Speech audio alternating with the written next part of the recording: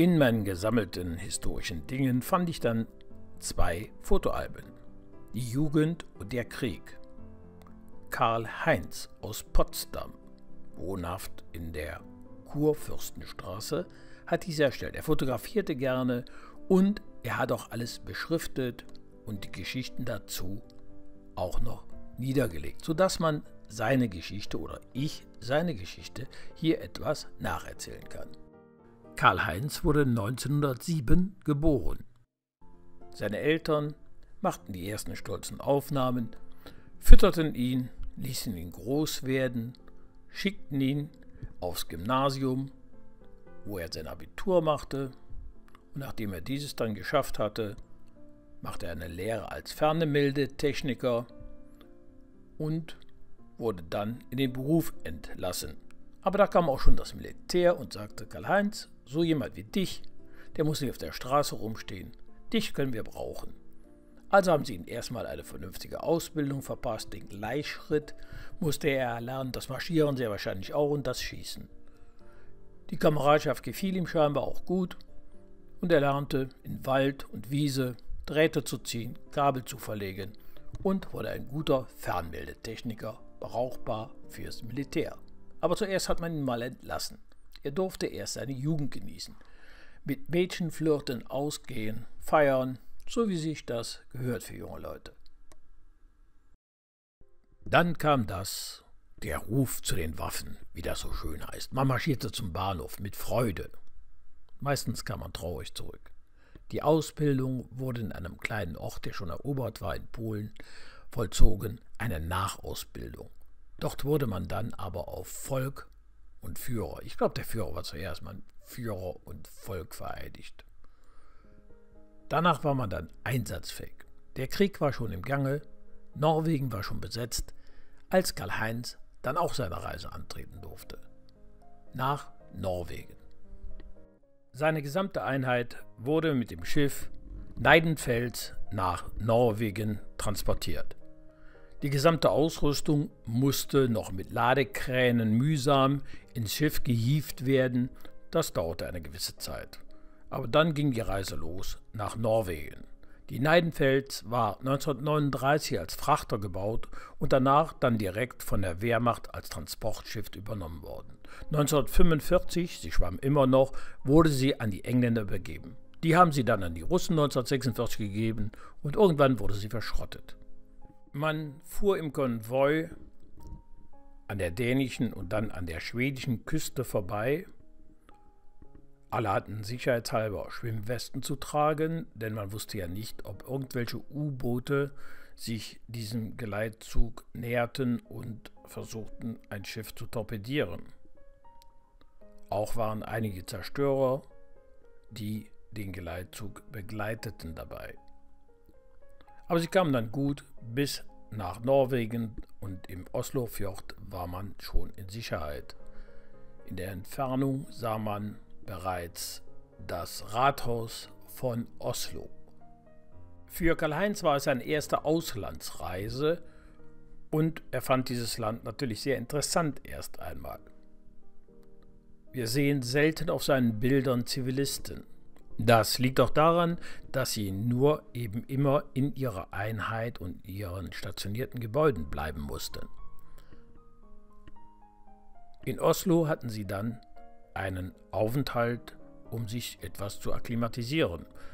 Das Wetter war sehr gut, man lag am Strand rum und faulenzte erstmal. Die Besetzungszeit schien nicht aufregend zu werden.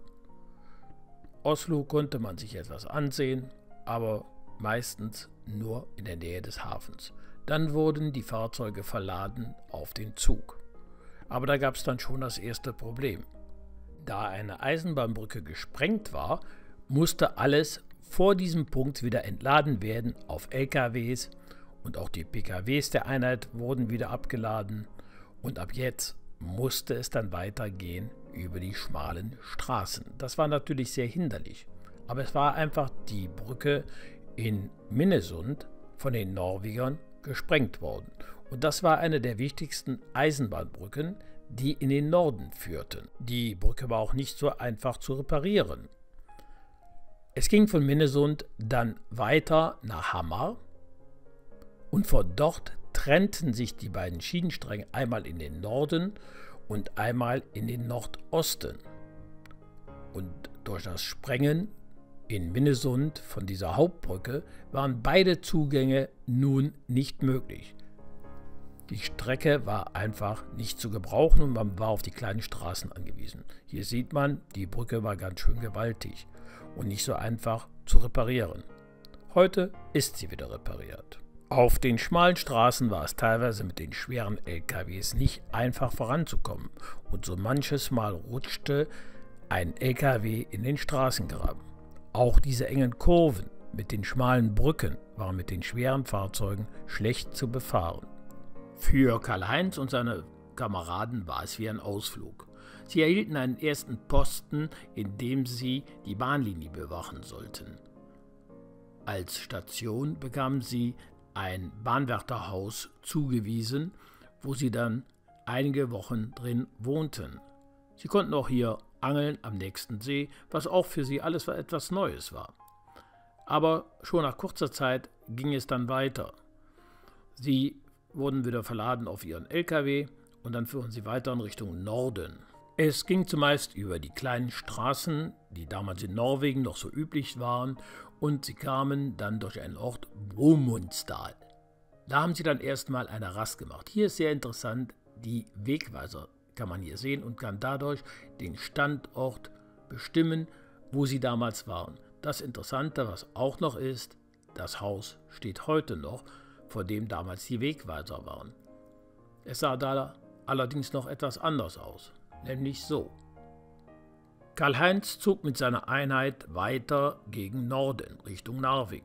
Hierbei verrichteten sie verschiedene Arbeiten wie die Bergung eines Flugzeuges oder die Beseitigung von Zügen, die bei den Kampfhandlungen auf den Gleisen zurückgeblieben sind. Hierbei machte er auch einige interessante Aufnahmen, zum Beispiel den Abwurf von Verpflegungsbomben durch eine Ju-90. Es gab von den Ju-90 nur 18 Stück. Die letzten 3 sind am Kriegsende zerstört worden. Sie waren teilweise ein Passagierflugzeug. Und die ersten Kriegsgräber in der Nähe von Narvik. Ihre gefallenen Kameraden. Das gab Karl-Heinz dann auch zu denken. Dann kamen sie nach Narvik. In Narvik waren sie stationiert für einige Tage. Die nun folgenden Bilder hat Karl-Heinz nur teilweise aufgenommen, denn es waren keine Kampfhandlungen mehr in Narvik. Die Zerstörungen hat er fotografiert, aber dort, wo Brände waren und Explosionen zu sehen, das war von einem Kameraden übernommen, diese Bilder, der dort im Kampf gestanden hat.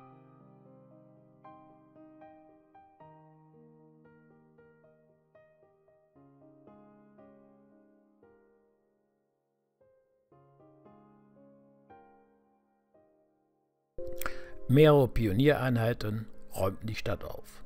Karl-Heinz mit seiner Baukompanie durfte sich dann beteiligen.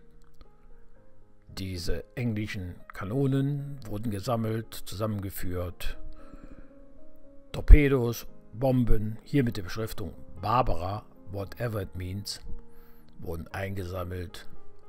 Die Schiffe lagen noch, sie wurden so weit beseitigt, dass man auf jeden Fall wieder einfahren konnte.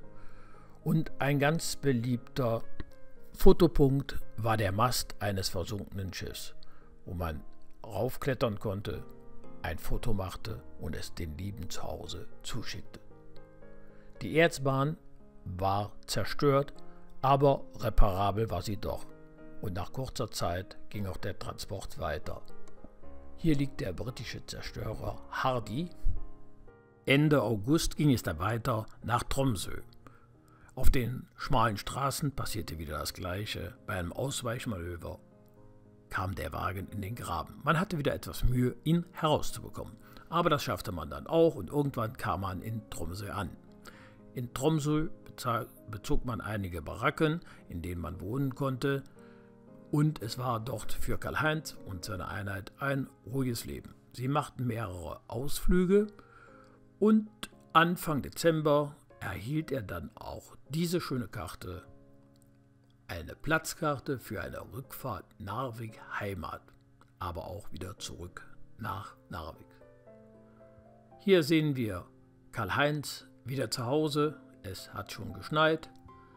Er besucht im Lazarett einige Schulkameraden, die dort sind, 2 Stück, die verletzt waren, und feiert mit seiner Familie Weihnachten. Weihnachten in Potsdam. Weihnachten 1940. Nach Weihnachten fuhr er zurück. Hier ist die Bildunterschrift, aufgenommen aus dem Zug in Schweden. Man fuhr durch Nordschweden nach Norwegen. Hier ist die Grenze nach Norwegen. Es weht doch die deutsche Reichskriegsflagge. Die Einheit war mittlerweile verlegt worden und lag in dem kleinen Ort Storsteinnes. Das ist am Ende vom Balsfjord, südlich von Tromsø. Hier war tiefster Winter. Es war kalt, es war wenig Tag, es war viel dunkel. Die größte Selbstmordrate bei den deutschen Soldaten war in Norwegen, weil sie mit diesen klimatischen Bedingungen nicht so gut klarkamen. Es lernten alle Skifahren, um die Telefonleitungen abzufahren und auf Schäden zu untersuchen. Das war natürlich für die Soldaten eine prima Beschäftigung. Das mochten sie. Richtige Winterbekleidung, weiß, passend, hatten sie nicht. Sie trugen die normale Sommerbekleidung. Und Gott sei Dank kam irgendwann auch wieder das Frühjahr. Karl-Heinz und seine Kameraden bauten erstmal schöne Latrinen am neuen Standort in Zettermöen. Dann kam wieder militärische Ausbildung. Zum ersten Mal sind hier wieder Bilder im April 1941 mit bewaffneten Soldaten, die Übungen im Schnee veranstalten. Kabelbau wurde betrieben, noch im Schnee, und dann taute es langsam. Hier ein erstes Foto ohne Schnee. Der Chef von der Bauabteilung. Aber dann ist wieder eine neue Verlegung angesagt. Es geht mit einem Schiff RO7 von Saarlangen in Richtung Tromsø und dann bis nach Hammerfest. Aber auch nicht Hammerfest ist als Zielort für Karl-Heinz' Einheit vorgesehen. Nachdem man dann im Hammerfest einen Tag war, sich etwas umgesehen hatte, wurde man weiter geschippert in den Karfjord. Der Karfjord, ein kleiner Fjord. Aber er beherbergte ein Schiff, und zwar die Black Watch. Die Black Watch war ein Schiff der Norweger, was 1938 vom Stapel gelaufen war. Ein sogenanntes Kombischiff, wo 290 Passagiere auch Platz hatten. Sie diente als Wohnschiff und Kommandozentrale für General Dietl, den Oberbefehlshaber der Gebirgstruppen in Norwegen. Er war bis 1942 der kommandierende General dort. Die Black Watch wurde während der ganzen Kriegszeit von der deutschen Wehrmacht als Wohn- und Kommandoschiff benutzt. Sie wurde dann verlegt nach Harstad. Und nur 4 Tage vor Kriegsende, am 4. Mai, wurde sie angegriffen von britischen Flugzeugen und mit 7 Bombentreffer versenkt. Ein paar erbeutete französische Renault-Panzer schützten die Black Watch an der Landseite. Dietl hatte seinen eigenen Fiesler Storch, denn er musste ja beweglich sein. Und das konnte er am besten mit so einem Flugzeug. Und unser Karl-Heinz, er bekam jetzt einen prima Job auf dem Schiff. Auf diesem schönen, modernen, gut ausgestatteten Schiff. Hier einige Bilder, die er davon aufgenommen hat. Da ist hier einmal die Offiziersmesse, der Deckgang und hin und wieder spielte auch die bordeigene Kapelle. Also der Krieg war da nicht so schlecht. Dietl hatte auch sein eigenes Pferd. Es war ja nicht so, als sollte man darben. Es war ja Krieg. Und Krieg kann angenehm sein, meistens nur für eine Seite. Aber auch Karl-Heinz hatte seinen Spaß, denn er lebte dort ganz gut. Nach einiger Zeit kam ein neuer General. Ab 1942 General Nagy. Er übernahm es dann. Und auch Nagy hatte ein schönes Auto, ein Beutefahrzeug, Aber auch für den normalen Soldaten wurde was getan. Es kam die Truppenbetreuung, man machte Ausflüge. Es kamen Sängerinnen, wie hier zum Beispiel Ursula Grabli. Sie war ein sehr bekannter Star in den 30er Jahren, hatte viele Filme gemacht, überwarf sich dann aber irgendwo 1939 mit Goebbels. Und er mag das ja nicht, wenn gut aussehende Frauen ihm widerstehen. Also abgeschoben in die Truppenbetreuung. 1942 musste Karl-Heinz dann Weihnachten mit seinen Kameraden oben im kalten Norwegen zubringen. Und ein paar Tage später noch das Pech, dass ein Kaminbrand eine Hütte in Brand setzte. Alle Mann haben dann gelöscht und Gott sei Dank wäre kein größerer Schaden entstanden, wie er sagt. Es war also nicht so tragisch. Man hatte Zeit, der Winter war lang und der Dienst auf dem Schiff war wenig. Ein paar Lappen, die vorbeikamen, wurden fotografiert. Man jagte Schneehasen und hatte dadurch etwas den Speiseplan aufgefrischt. Im März erreichte dann Karl-Heinz die Nachricht, dass einer seiner Freunde gefallen war. Es wurden hier auch wieder militärische Übungen abgehalten. Im Osten, in Russland, ging es weiter. Die Wehrmacht stürmte nur nach vorne, aber die ganze Front überdehnte sich und es wurden Soldaten gebraucht. Und es gingen die Gerüchte, es sollen demnächst Truppen von ihr abgezogen werden. Darum wurde wie geübt und geübt. Es gab ein letztes Antreten mit der Edelweiß-Truppe, den Gebirgsjägern. Danach marschierten sie ab. Auch Karl-Heinz verließ das Schiff. Er ging mit seiner Einheit weiter in den Süden und bekam dann zur eigenen Überraschung erneut einen Urlaubsschein. Er fuhr über Helsingborg-Helsingør zurück nach Deutschland, nach Berlin zu seiner Mutter. Und auf dem Weg dahin besuchte er als erstes das Grab seines Bruders, gefallen für Führer, Volk und Vaterland. Jetzt, wo er wieder zu Hause ist, wird er langsam nachdenklich. Sein Haus, was ist das? Sein Zuhause. Die gefallenen Freunde. Er fährt wieder zurück mit der Fähre. Er kommt wieder nach Oslo, wo er zuerst ein paar Tage bleiben kann und auch Zeit hat, um sich einige Parks anzusehen, die ihn interessieren. Und von da aus geht es dann direkt an der Ostfront. Und dort gibt es nur noch 2 Bilder von ihm. Brennende Hütten, ohne Kommentar. Beim ersten Angriff hat er so schwere Verletzungen erlitten, dass man ihn nach Zichenau, das ist ein Lazarett nördlich von Warschau, geschaffen hat. Hier liegt er im Bett, darüber steht Sperling, das ist sein Name. Im Herbst 1943 ist Karl-Heinz so weit genesen, dass er wieder einen Ausflug machen kann. Er trifft sich ab jetzt aber nur noch in Zivil mit Leuten. Auf allen Fotos kann man das sehen. Er ist ausgemustert. Wenn er aus seiner Wohnung schaut, sieht er die zerstörte Straße in Potsdam, Kurfürstenstraße. Das war die Geschichte von Karl-Heinz, einem deutschen Mann zwischen 1925 und 1945. Mal Soldat, mal Zivilist, ob er wollte oder nicht, er musste.